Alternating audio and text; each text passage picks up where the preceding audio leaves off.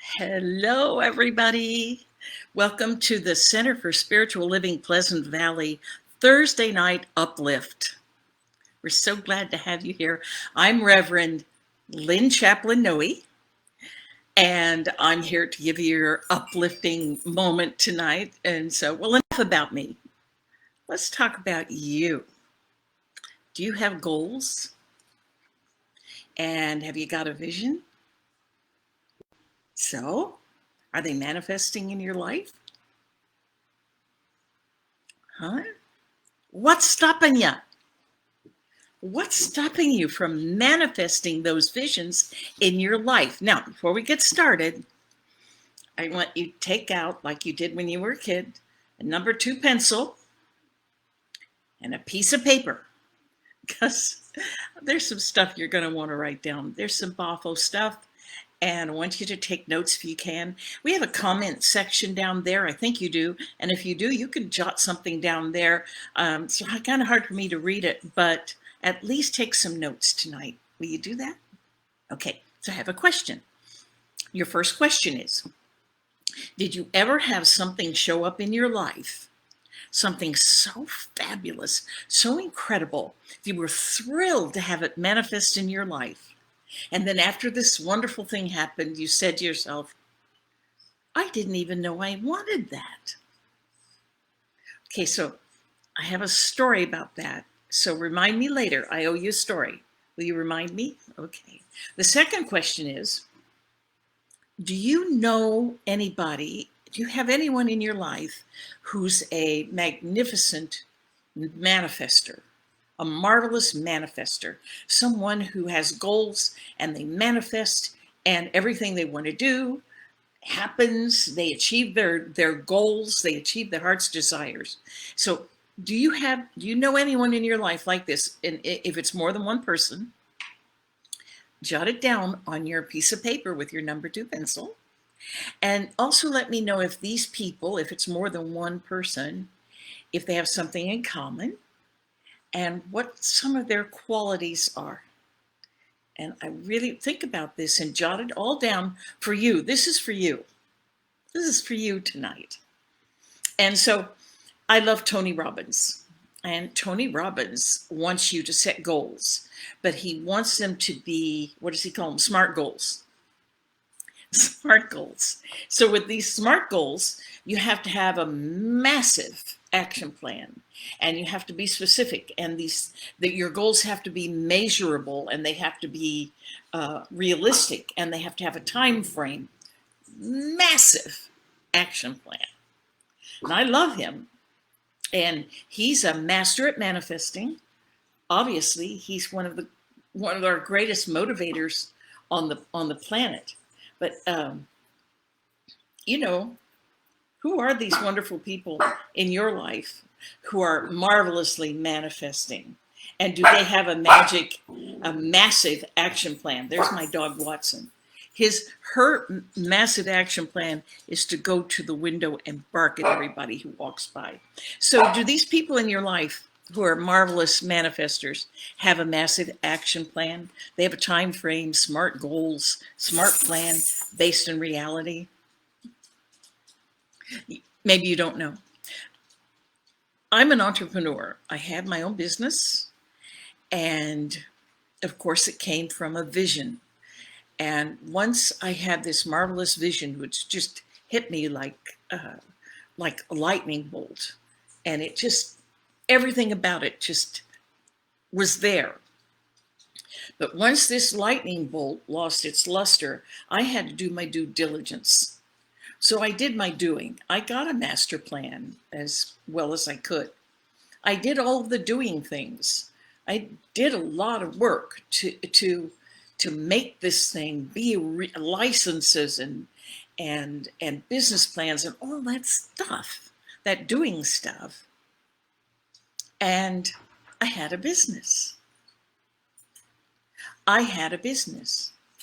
And then I had to make this business a reality. So I went into my heart space, and I went into that space, that feeling space, and that space where I had trust and belief. That's when my business became the real reality. And the interesting thing is, those are all the places I went to dream up this business. You go to the heart space, you go within, and you allow this vision, this dream, this thing. You let it go and you let it grow. You let it go and you let it grow. Remind me that I said that to you. We'll talk about it later. So, do you have a vision? No, I'm asking you, do you have a vision? Do you have a vision? Do you have something that you really want to manifest in your life? Do you have a great dream, a great idea? I've been dreaming about babies all week. And you know what that means? That means there's a great idea. Actually, it was before this talk, so maybe this is my baby tonight. So I'm going to ask you the big question, and get ready to speed write. What's getting in your way while you're on your way to get your way? I'll say that again. What's getting in your way while you're on your way to getting your way? Yeah. What's stopping you in your tracks while you're making all the right moves to make your goals a reality, to make your vision a reality? What's stopping you? And if you want to jot these things down, please do. Are your goals being met? Your dreams coming true? There's a great book. It's called The War of Art. Yeah, that's what I said. The War of Art. And I'm going to read this to you. It's by American author Steven Pressfield. And I think Steven Pressfield was in the military. The book highlights the forms of resistance faced by artists, entrepreneurs, athletes, and others who are trying to break through creative barriers. In other words, trying to break through the what's stopping you. I love this book. And all it talks about is resistance to achieving your good and your goals. That's all it talks about. Resistance. It was written for artists, yes, but here's the news. We're all artists. Our lives are a function of our creation. We were created by the Creator to create. It is our nature. It's that we live on a planet where everyone and everything is born to create, in a universe where it is creative. It creates itself. Every nanosecond, we're creating our lives. And there's no absence of creativity in the universe. Our nature is to create, period. So to get in our way of creating could in itself be an art form. And I know this for a fact. It's a sad fact because I know there are many great artists who are very, very busy, and their life purpose is keeping themselves in stasis, keeping themselves stuck. And the reason I know this for sure is because this is my thing. This is my thing. It's my particular talent, if you will. I have a black belt in resistance. I resist my own good in many, many ways. And there are many ways, many things that you'd be surprised that are resistance in our lives, resistance to our getting our goals met, to just having our great good be revealed in our lives. Relationships, it's a form of resistance. Did you ever have a relationship that you felt, golly, if I could just get past this little thing that we're arguing about, then I'll be okay and I can go get my goals met? Did you ever have a relationship that took so much of your consciousness that you didn't have time to even set goals or know that you have a talent? Too busy spending all of your talent and your awareness, your consciousness on this relationship. Bad jobs, good jobs, the job you didn't get, the perfect job. Perfect job. You're making a lot of money, You're raking it in, you have your own place, you're eating well, you're wearing some nice clothes. Where's your dream? The perfect job could be resistance to your great good, that great idea, that goal that you have, that dream that maybe you're not willing to let go and grow and nurture it. Yeah.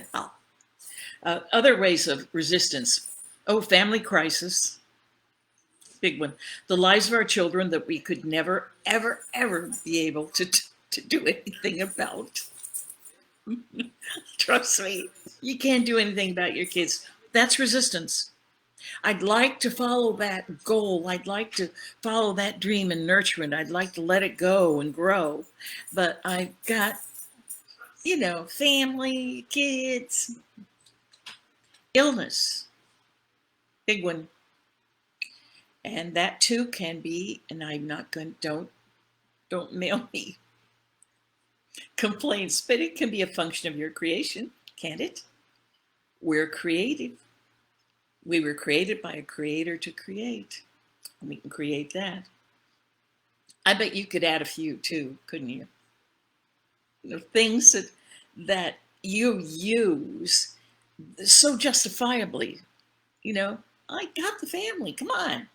I'll get that goal, but I got this now. I got to take care of this now. I got to take care of this illness now. And when I'm done healing, then I'll do the goal. Do it. What's stopping you? What's stopping you? Where's your resistance? You have your pencil, you have your paper, write it down. Where's your resistance to revealing your dream? Letting it go, letting it grow, nurturing it. Where's your resistance to that? So in order to have your dreams come true, is it possible for you, and I told you I'd get back to this, is it possible for you to let your dream go and let it grow? Trust it so much that you put it out there in such a way, and then you let it go. I trust. One of my favorite quotes, I trust the divine flow of life because I am the divine flow of life.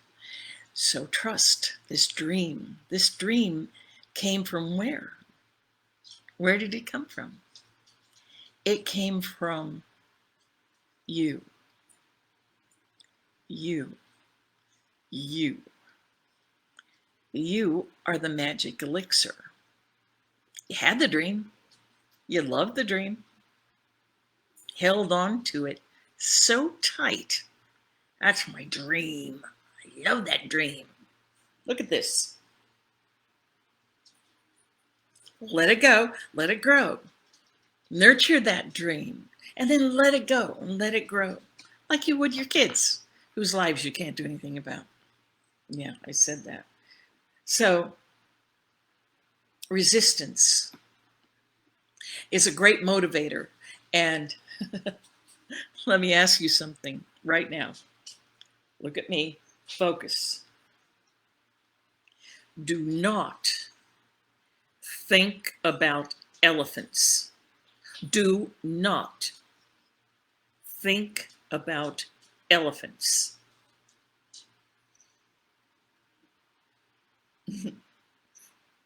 So, what are you thinking about? Yeah, thinking about elephants, aren't you? That's a Tony Robbins, and I love that.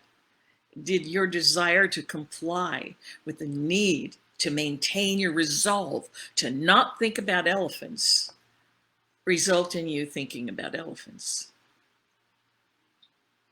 Does your fear of, your resistance of success, let me say that, I'm not going to say you, does our fear, our resistance, and our resistance to success stop us from thinking about being successful? Does our fear or resistance of success stop us from thinking about being successful. Yeah, just think about that. If you have a dream and you let it go and you let it grow, no matter how you resist it, it will find you when you least expect it, probably. What we resist persists. So what's getting in the way while you're on your way to getting your way? To getting your goals, to having your vision met, to having wonderful things revealed in your life, for manifesting like your marvelous manifester friends that you have. Watson's now eating a pillow. I have no control over this. Good dog. So jot down right now what you think it is that's getting in your way while you're on your way to getting your way. Getting your way might be another way of saying living your life out loud, manifesting hugely without a massive action plan, just manifesting. And what stuff is going to get in your way? Can anything get in your way? Yay, let it. It's your dream. It's your dream and part of you. And it's meant to breathe. It's meant to be let go and grow and breathe and take in other aspects and other colors to manifest in the physical world. It has to do that.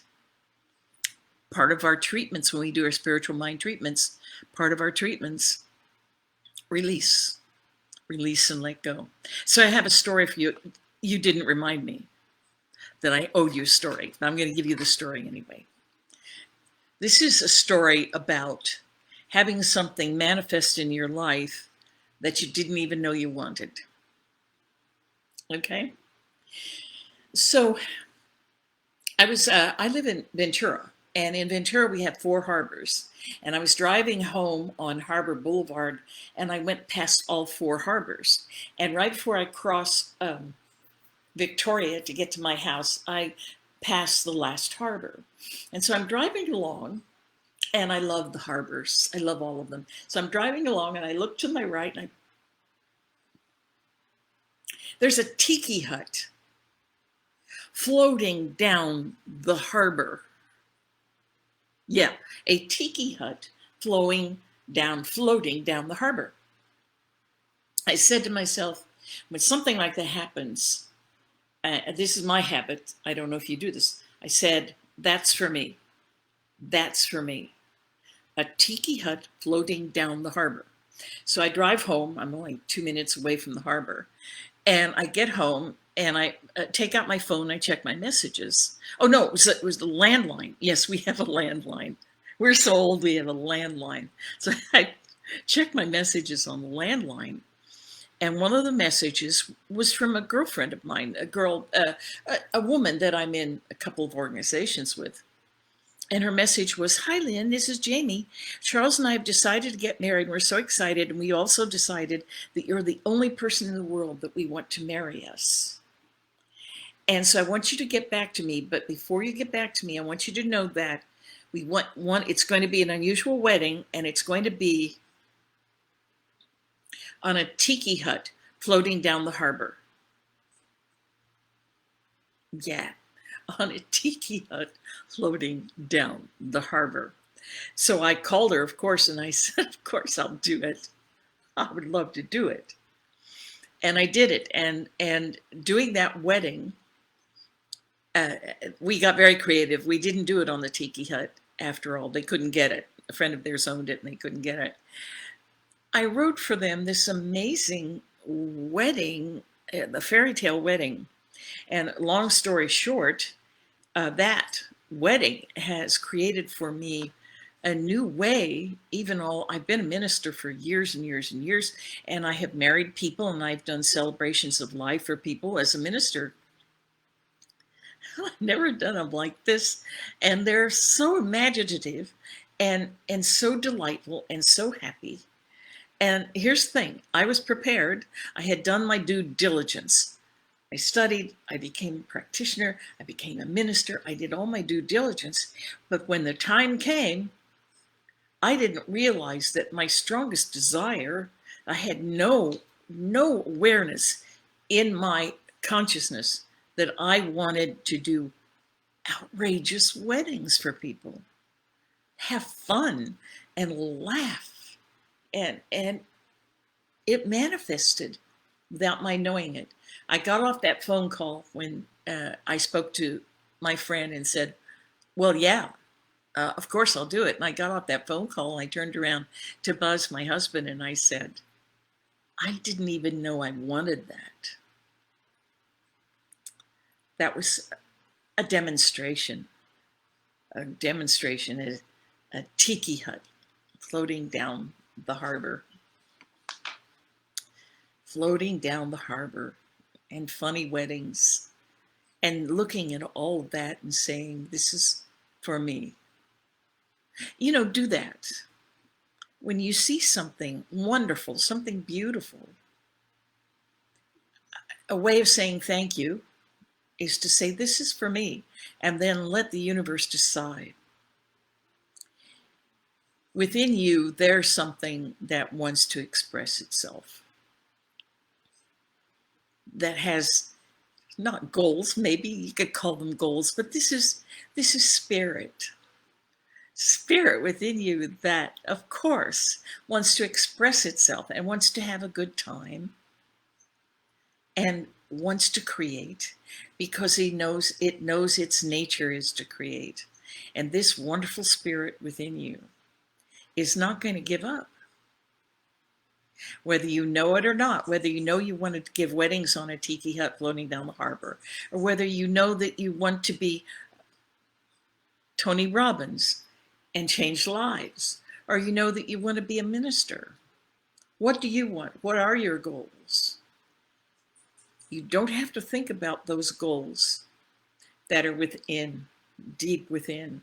Spirit knows. Spirit knows.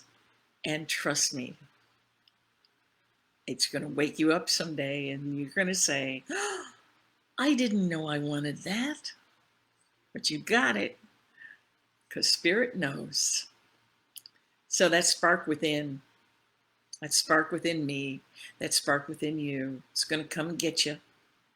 It's going to get your attention, and you're going to have the time of your life.